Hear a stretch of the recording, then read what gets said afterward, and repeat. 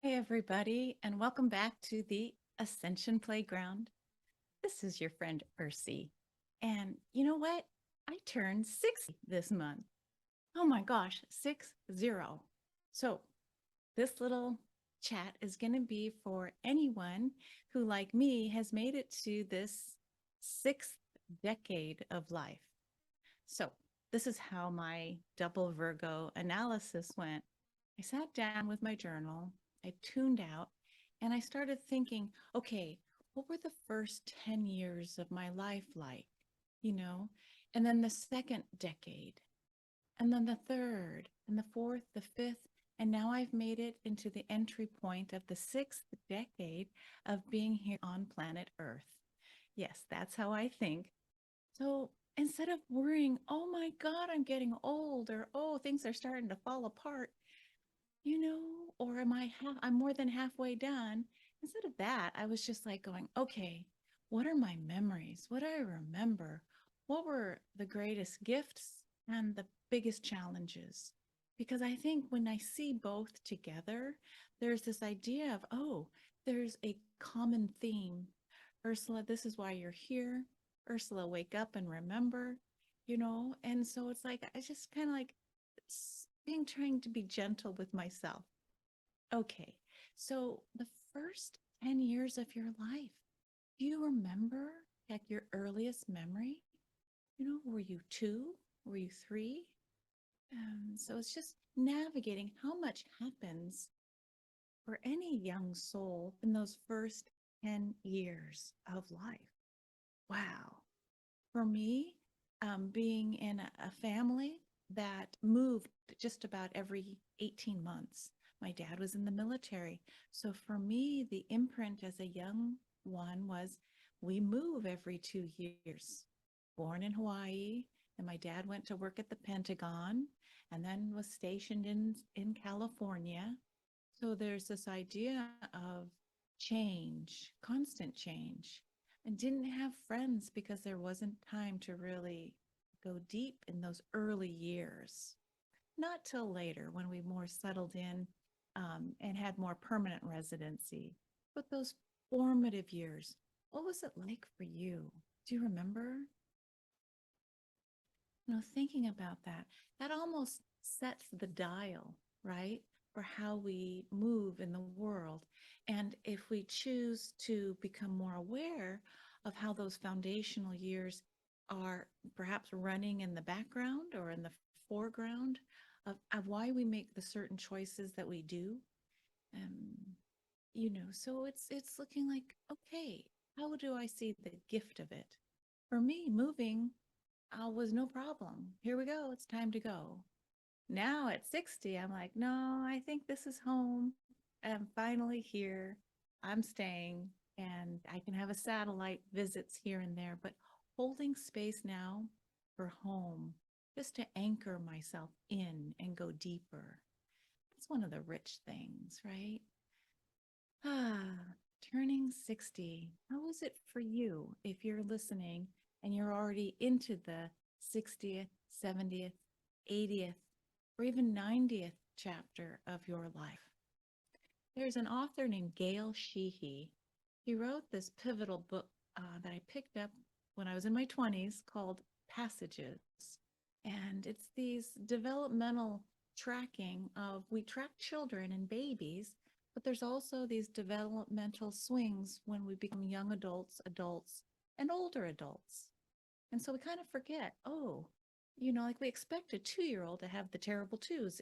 It's on time. There you go. You're having your tantrum. And so Gail Sheehy's book helped me understand as an adult, what the potential expectations were. It's kind of fun.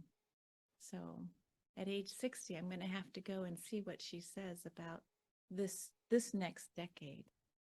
I know if you're in your 30s, especially your mid 30s, there can be a lot of turbulence.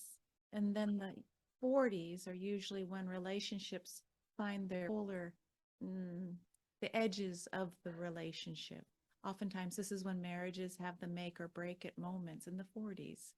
And then the 50s, well, My puppy's calling for my attention, so I better scoot. But I'm going to go check out Gail Sheehy's book, and I'll be back in a little bit to talk a little bit more about what to expect in the 60s, not just for women, but the adult kind of chapter. See you soon.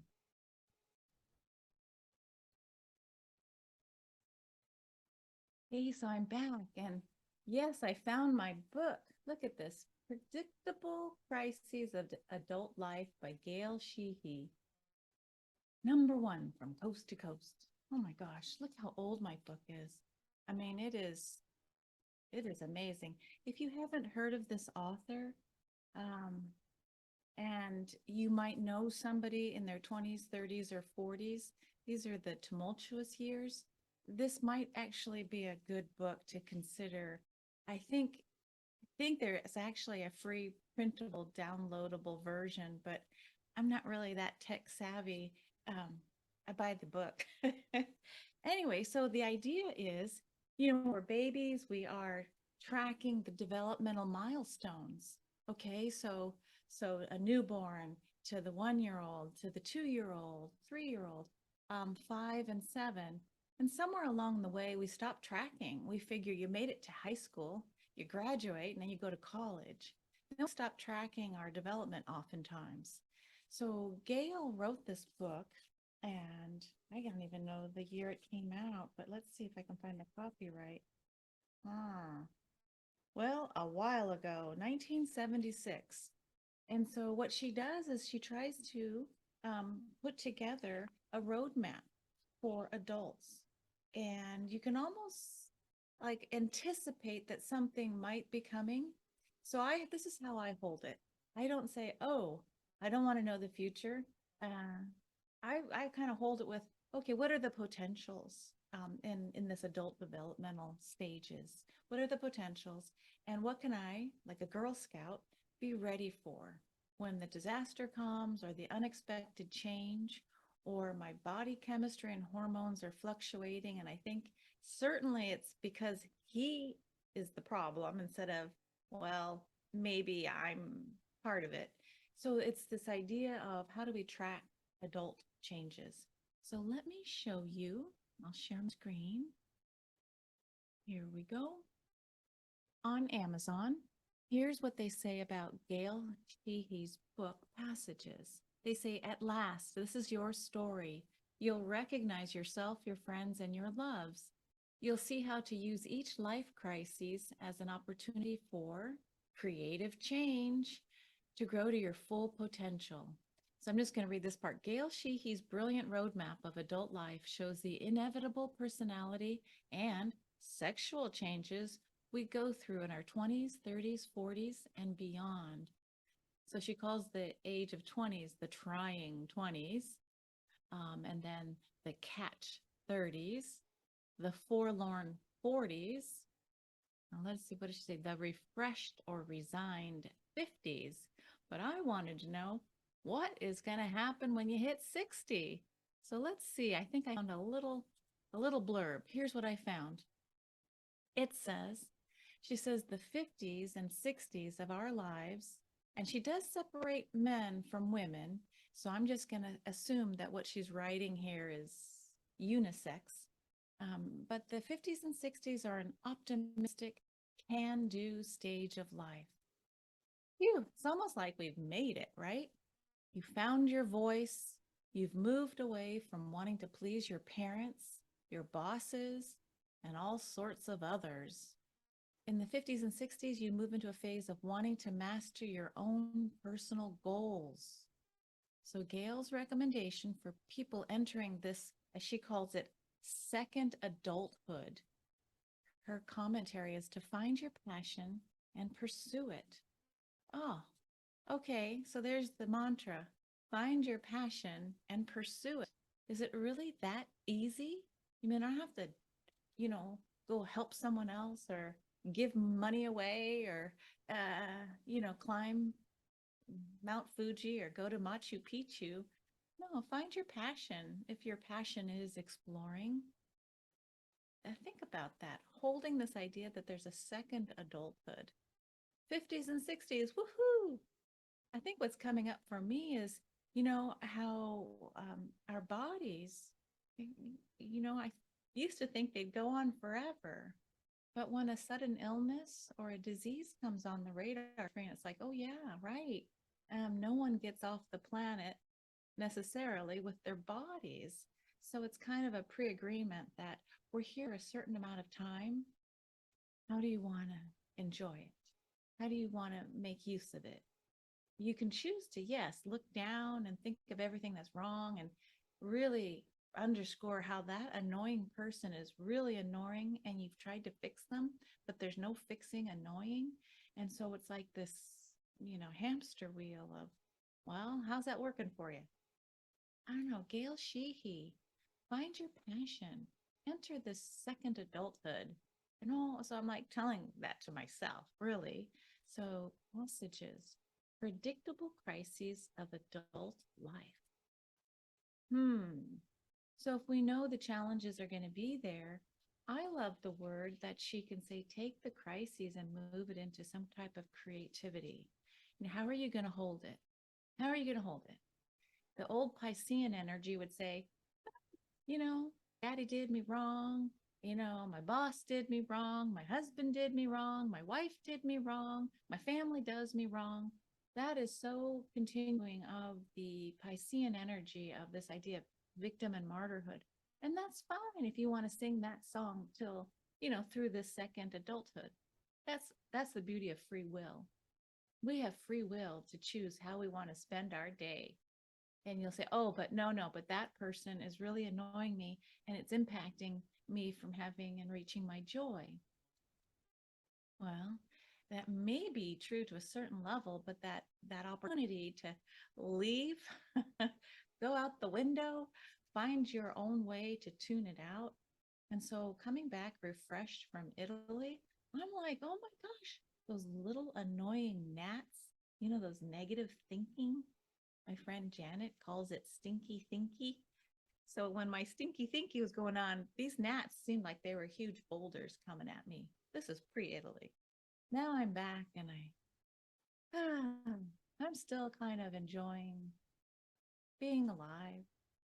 I'll probably look back at this maybe 2, 3 months and I'll say, okay, am I still like, oh, and I don't know. I hadn't planned on talking about Gail Sheehy, but my goodness, it's been a fabulous foundation for me. Um, so this idea of predictable adult crises. Again, if you're in your 30s, the astrologers would say, be prepared for your Saturn return, the first one. You get to my age and prepared for your second Saturn return. So, what does that mean?